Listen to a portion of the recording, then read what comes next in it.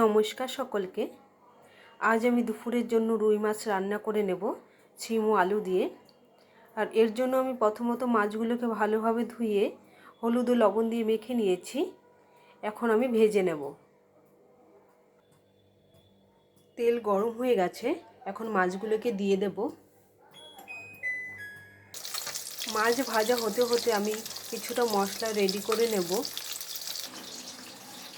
মশলার জন্য আমি আদা বাটা নিয়েছি, আর সঙ্গে হলুদ গুঁড়ো ও লঙ্কা গুঁড়ো দিয়ে দিচ্ছি, আর কিছুটা জিরের গুঁড়ো দিচ্ছি। যেহেতু এই জিরেটা কাঁচা, সেই জন্য আমি আগেই দিয়ে দিচ্ছি। অল্প পরিমাণে জল দিয়ে এখন আমি ভিজিয়ে রাখবো এটাকে।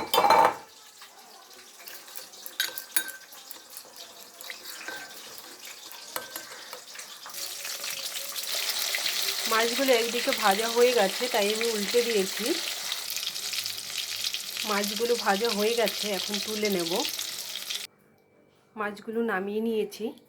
এখন ওই তেলের মধ্যেই আমি শিম ও আলুগুলোকে ভেজে নেব।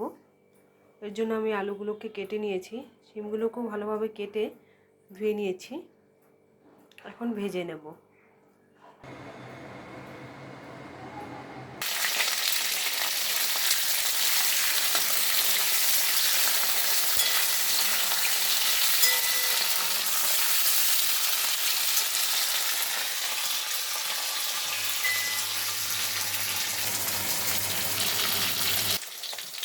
শিম আলু ভাজা হয়ে গেছে, এখন তুলে নেব।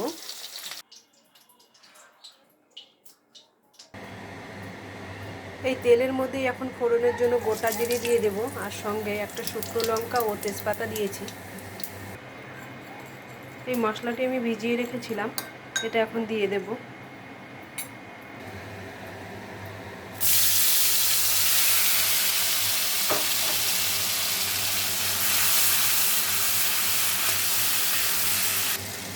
এখন টমেটো কুচি ও কাঁচা লঙ্কা দিয়ে দেব।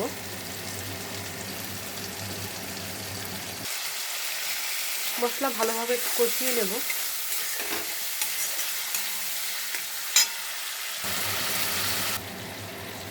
পরিমাণ মতো লবণ দিয়ে দিচ্ছি। মশলা কষানো হয়ে গেছে, এখন ভেজে রাখা শিম আলুগুলোকে দিয়ে দেব।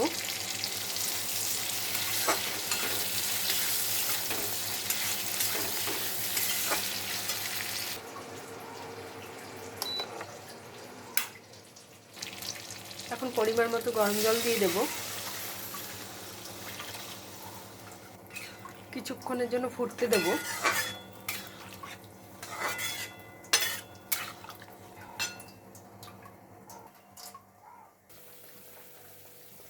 এখন ভেজে রাখা মাছগুলোকে দিয়ে দেব।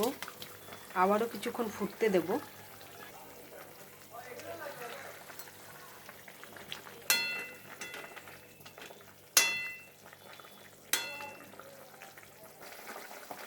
রুই মাছের ঝোল আমার রান্না হয়ে গেছে। এখন কুচনো ধনেপাতা দিয়ে নামিয়ে নেব।